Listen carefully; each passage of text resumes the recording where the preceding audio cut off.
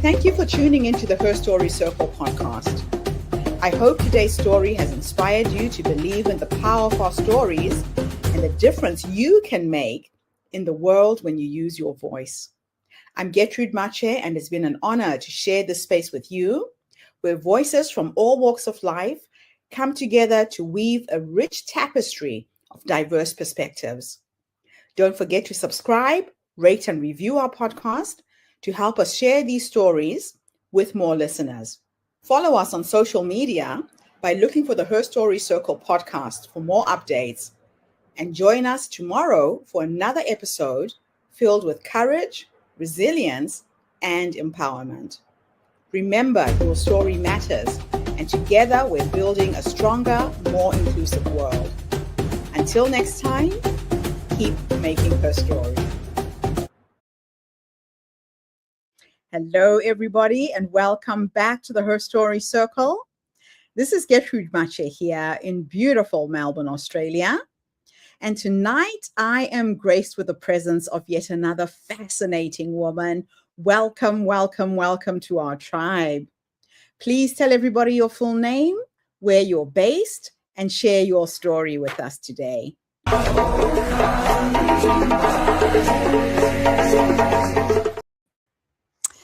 Well, it's an honor to be with you, Gertrude. I think this show has so much power for women around the world. My name is Maureen Simon. I'm located in England and the San Francisco Bay Area.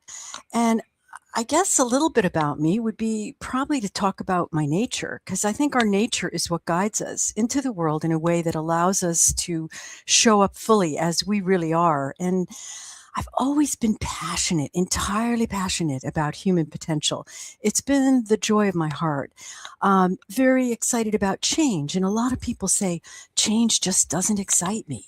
I'm afraid of change. Well, I kind of came in with 2 feet running forward saying, bring it on in the area of change. That has served me well. And I'll talk a bit about that later. And also, I've been very informed by nature and beauty. They've been my guide. And I've also been very informed in the way of my nature with a powerful faith.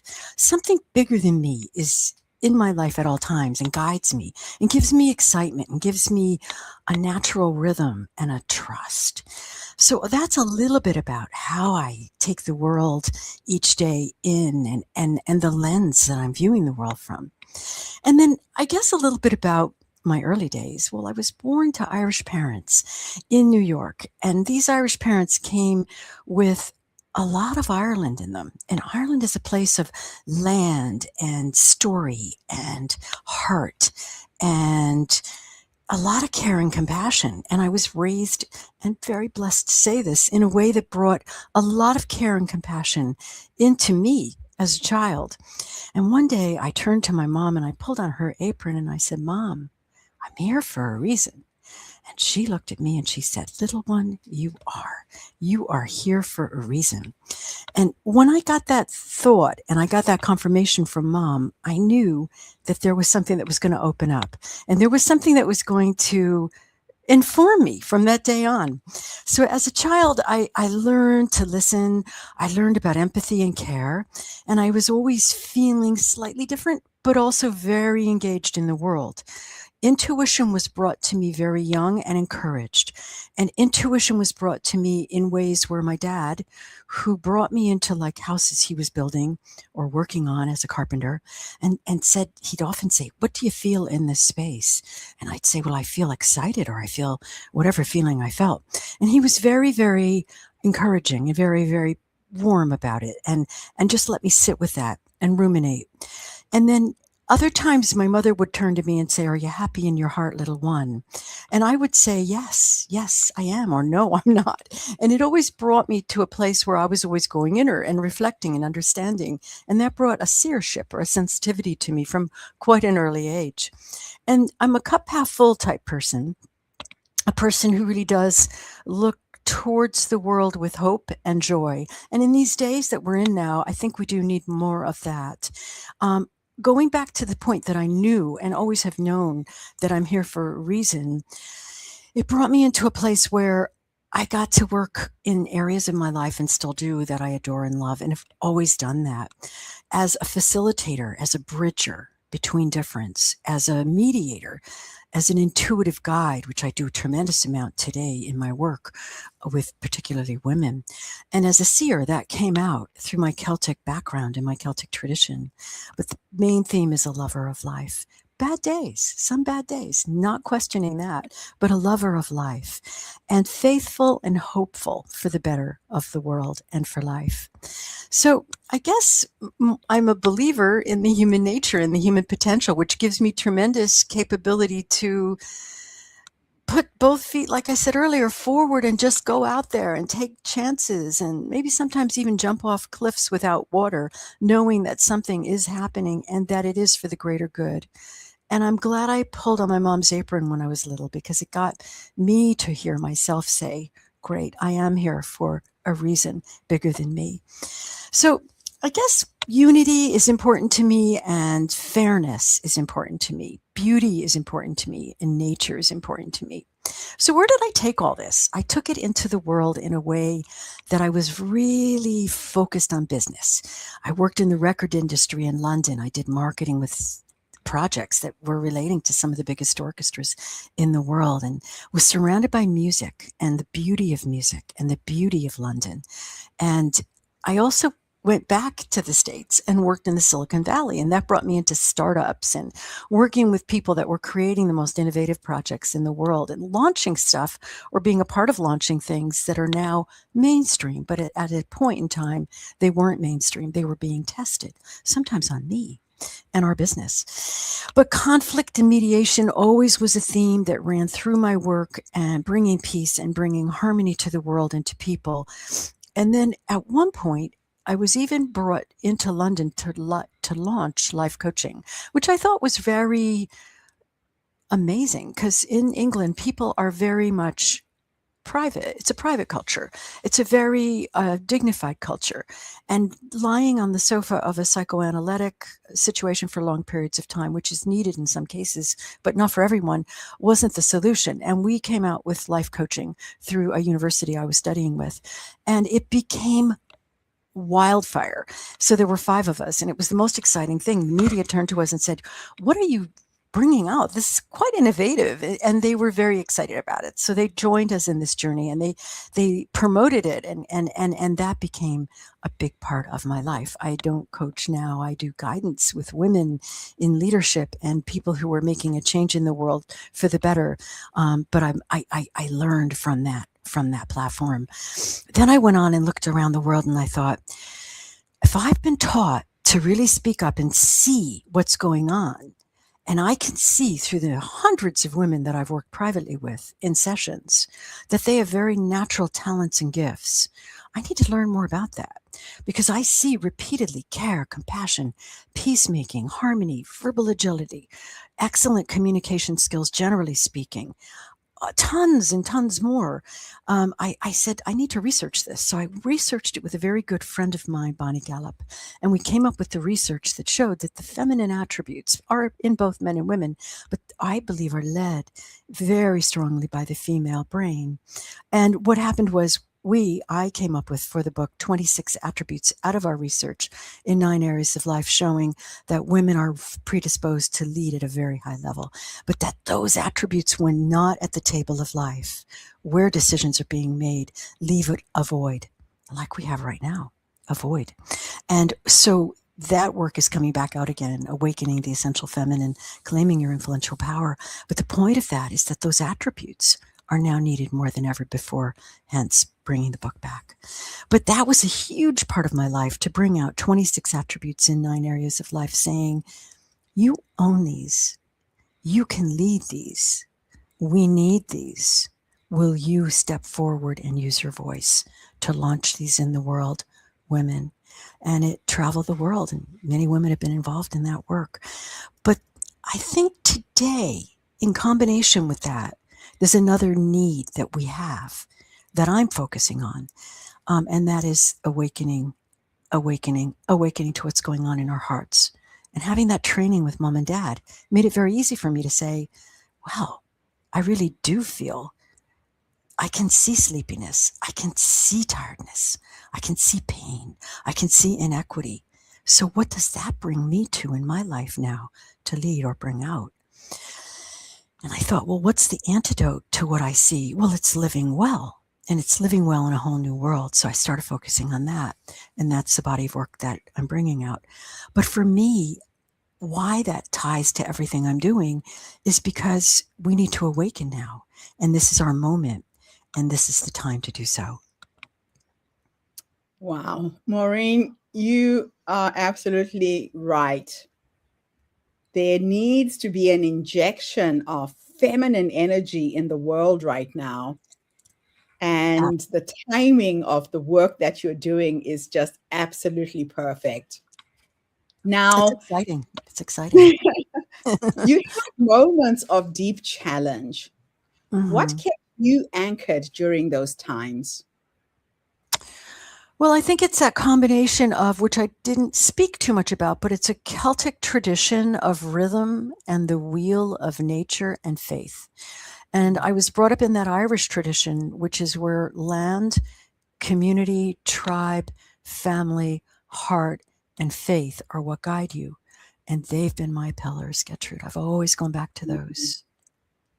I love that. That's just absolutely beautiful. And so you speak about life force. What does that mean in simple, practical terms? We have an energy that runs through us that I believe is divinely guided. And that energy creates the potentiality for us to do whatever we are guided to do. And that involves listening to the inner voice, listening to the guidance, and coming back out with that apron string pull to mom, why we're here. And the life force is activated by a number of things. On the physical, it's how we care for ourselves. On the worldview, it's how we listen deeply to why we're here and what sparks our soul. And on the spiritual, it's connected to the divine message that we get through us. So life force has many feeders. Wow, that's fascinating. So, why do you believe so many women feel disconnected from themselves today? Well, I mean, we used to go down a road years ago. I don't know if you remember this, but it would be like, we're abused and we're this and we're that and we're whatever. And I think a lot of women have risen to a point where they can actually speak out now from the women I'm working with and the support that I see women like you and myself giving in the world. But there's still a silent voice, a cellular memory of gap, of not good enough, of questioning, of being a force that may not be strong enough. And I think that's where we just need to stop.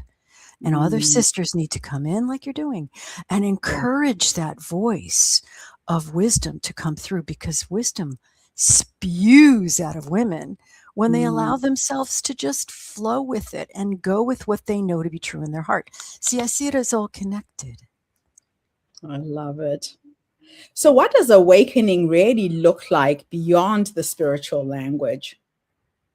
Well, in a day-to-day basis, you'd be walking around in the forefront of your life. You'd be doing things that make you feel as though you are aligned with why you're here. You would be feeling as though you might watch the news and get lots of information, but you won't get sucked in because you'll use it as information and guidance. You might feel as though your body's giving you signals. You'll know when to stop, and you'll know that there's an aerial view that if you step up and look around, that there's a place for you to be a part of it, but in a way that holds your own personal wisdom. A lot of factors, again, go into awakening. I love it. I absolutely love it. Now, you talk about the essential feminine. Yeah. What is missing in leadership today because it's not present? Care, compassion, verbal agility that allows us to speak clearly and from our heart. The ability to be able to follow with confidence our intuition, and also our ability to bring peace to every situation. As the natives, Americans, Indians say, we go 7 generations out. Do companies go 7 generations out? And women have the ability, because of the right and left hemisphere of their brains being formed in Africa, watching children at the river, going all the way around and making sure no one's child just clump fell in. That gift in the female brain has allowed us to actually see the whole. And I think if we had all those 5 or whatever, 6 at the table where decisions are made today, we'd have a very Yes, different world. Yeah. it would be a very different place. You're right. So, how Yeah. can women begin reclaiming their voice and influence in a world that often silences them? That's a really good question.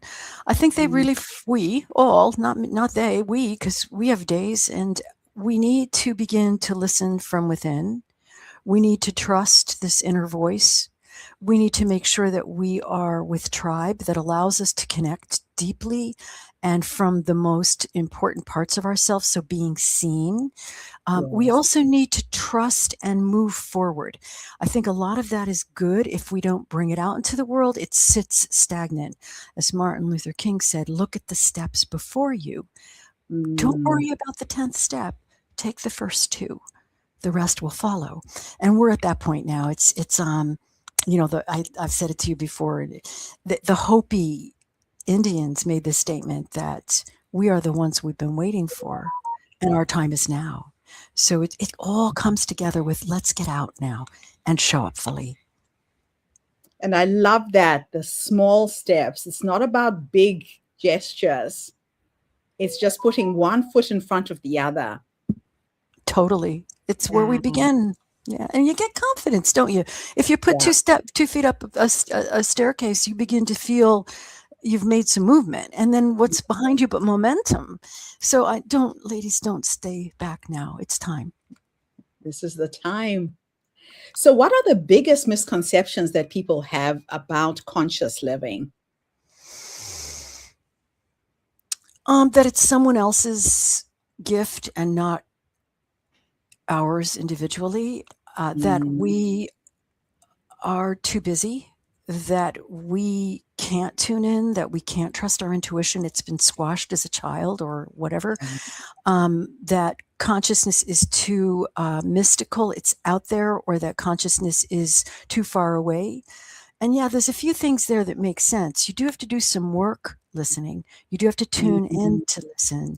You do need to create a connection with your deeper core. You do need to do some values clarification. You need to know what you value to become conscious. And you also right. have to do a little work on intention. And then embodiments. You've got to say, I intend this because it lines up with who I am, the world need whatever it is, and you need to move it out. But I think they're easily popped and moved aside when we just take, like you said, the first few steps, that it's only 1 or 2. You'll start to feel yourself. You'll start to know yourself. And then the confidence will build, and consciousness is the outcome. I absolutely love it. Oh my gosh, because a lot of people are sleepwalking through life and living in a very unconscious state. Yeah. Well said, Now, sleepwalking. I know you said that during COVID you created the awakening. What did you observe about human behavior in that time? Well, it was probably the weakest test the human could go through. And human is hugely important to the work that I do look at, from what's happening in tech to what you say about COVID. There's been a lot of learning in the last 6 years. What I'd say is that we went asleep. A lot of people handed power over that created a very strong void in our power source within. I mean, we did a lot of what the opposite of what I just said consciousness is. If you took each of those and reversed it out, that's what we did. We didn't really, a lot of people didn't question things, and we didn't um, allow the human potential of knowing, questioning, intelligence, and the ability to create our voice in action in the world all went aside. I think we went limp. Yeah, that's so true. Don't you So think? true. Yeah. Yeah. So, how do we stay empathetic to the world while choosing to live well? Well, that's how you live well, I think. I think when you're empathetic to the world, you're one with world. you're in unity consciousness. Unity Yeah. consciousness, I was brought up very clearly with Christ consciousness, but you're brought up, you allow yourself to move into the best qualities of yourself in order to create a life that surrounds you with what you love, who you are, and what you need. That's beautiful. Now, what is one simple daily practice that can help someone reconnect with their life force?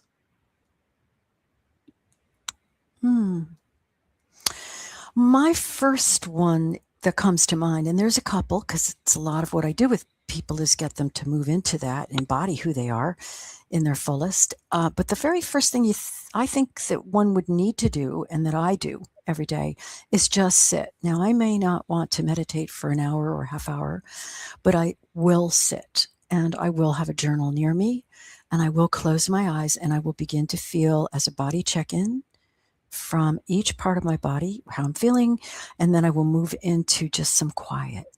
And you know what happens, Gertrude, in that quiet? Things come in. Mm, Answers come. I'm not pushing anymore. It's a total flow and it's yeah. easy, but you have to sit. So you're honoring the quiet, you're honoring the divine realm, you're honoring why you're here, you're honoring your day. And then just sit for a few minutes. That's the first thing. I love it. Yeah, you have to create the clearing for something new to come into that space, right? I But a agree. lot of times our time, our space is cluttered with so many things. You have to be deliberate in creating that clearing. Deliberate is a word, actually. It is the word. Hmm. I love it. So Mm. you've worked in high conflict environments like Belfast. What did that teach you about human connection? Ooh, that might be one of my favorite questions. It almost brought a tear. I think that and there are issues continuing around the world, even in the undercurrent of conflicts that may not be going off in full bombs. There's Mm, always an undercurrent and a history that lives. So in that, I honor that in my answer. But when people start, which is what happened in 93, to actually realize that the pain is greater than the gain, and that mm, people are people and history is history, and to create understanding where there is disparity and pain is one of the hardest things in the world to do when you've had loss and family and yeah. ongoing pain and ongoing fear and shaking your Mm, life. So how do you come from that to a place where there's even any kind of a hand opening to say, we need to look at this? That is the hugest thing.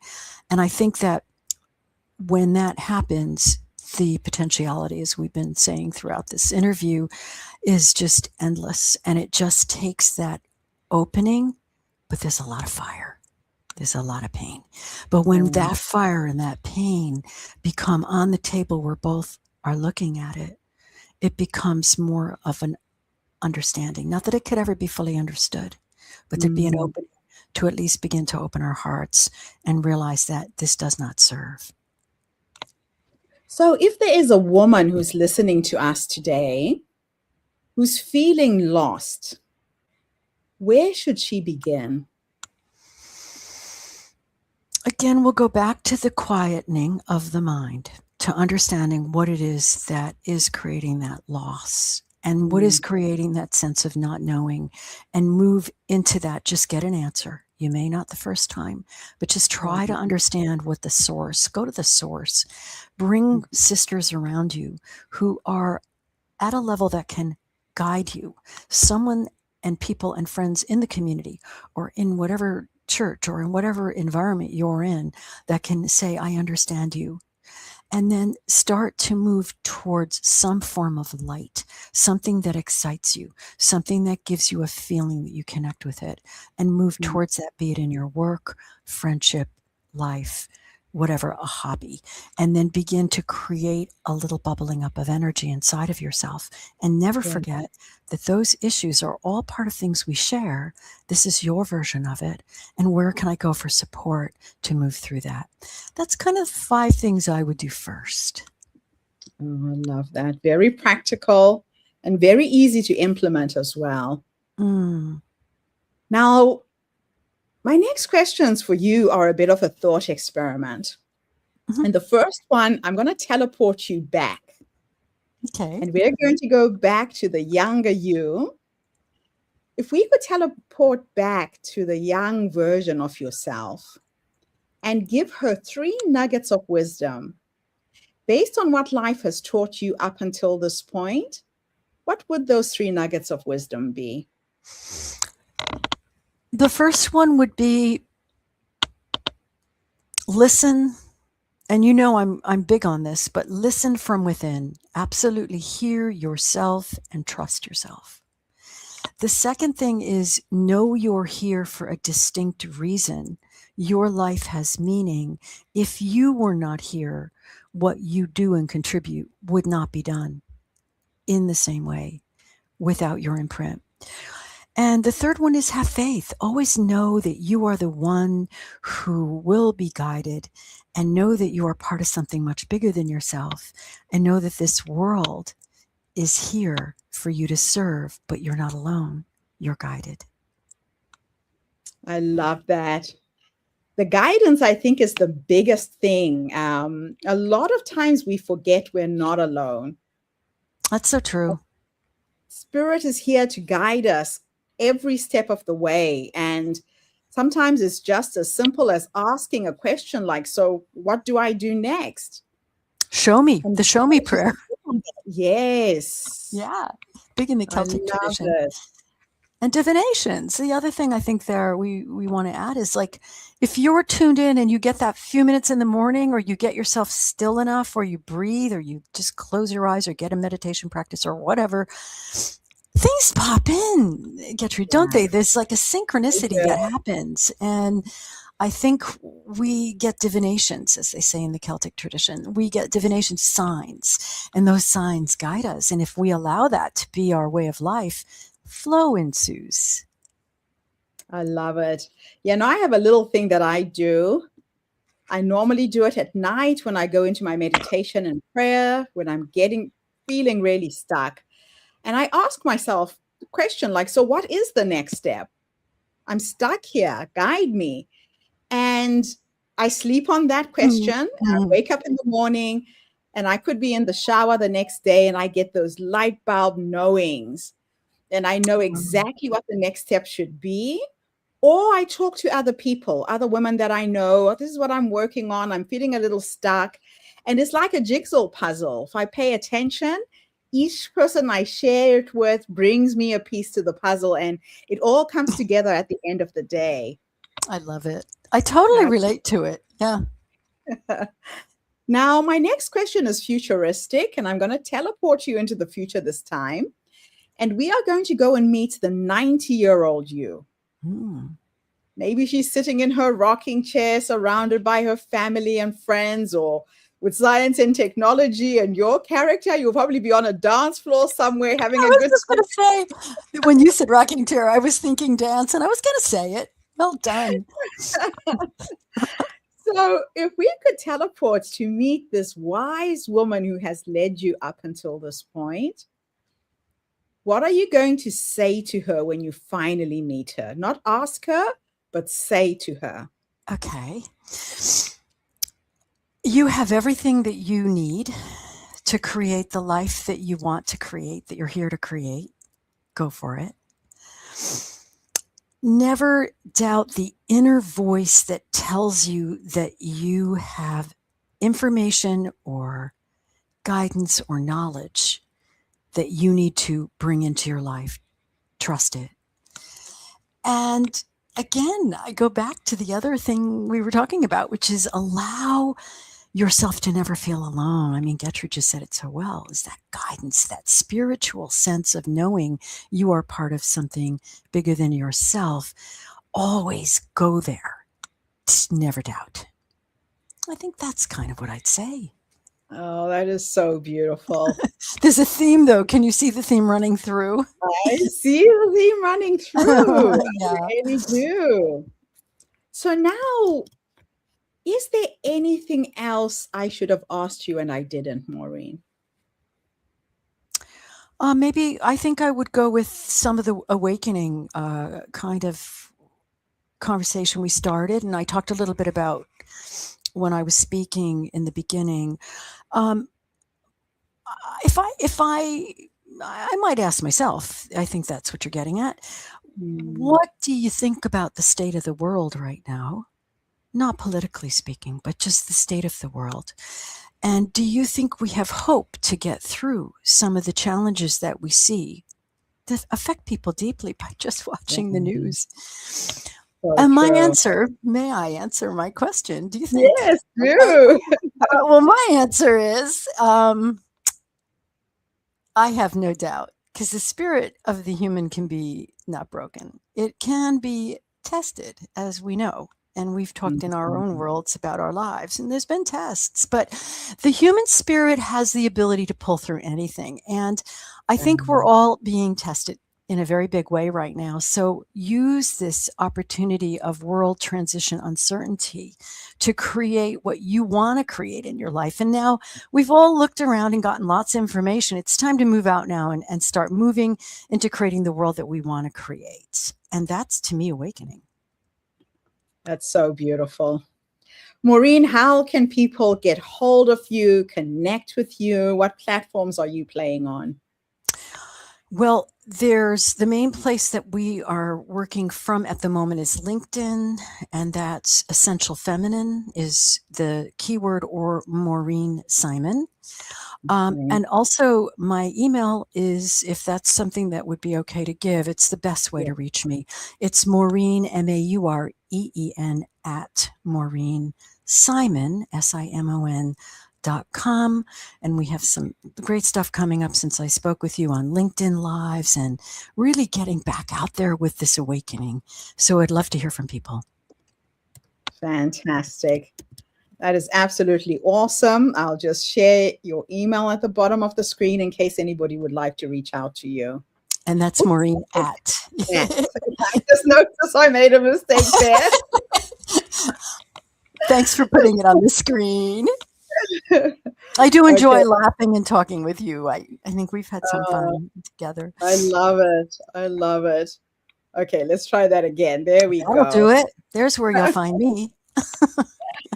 Maureen, thank you so much for this interview, and thank you to everybody who tuned in today. The Her Story Circle is not just a podcast. We're a social impact movement that brings you the stories and voices of women from all over the world. We share these stories to uplift you, to inspire you, to energize you, but most importantly, to help take you from where you are now to where you're trying to go. So if you are a woman who is feeling stuck, if you need some support, you've got Maureen's email, you know where to find her on LinkedIn. Or if you know somebody who's needing some help and support, please share this video on your social media platforms as well. Tag your friends, tag your family, and help us reach more women who need to hear this message. So I'll be back again tomorrow, everybody, with yet another amazing guest. In the meantime, have a fantastic day, morning, or evening, wherever you are in the world. And Maureen, thank you so much for this interview. Thank you. Bye for now, everybody. Thank you for tuning into the Her Story Circle podcast. I hope today's story has inspired you to believe in the power of our stories and the difference you can make in the world when you use your voice. I'm Gertrude Mache, and it's been an honor to share this space with you, where voices from all walks of life come together to weave a rich tapestry of diverse perspectives. Don't forget to subscribe, rate, and review our podcast to help us share these stories with more listeners. Follow us on social media by looking for the Her Story Circle podcast for more updates. And join us tomorrow for another episode filled with courage, resilience, and empowerment. Remember, your story matters, and together we're building a stronger, more inclusive world. Until next time, keep making her story.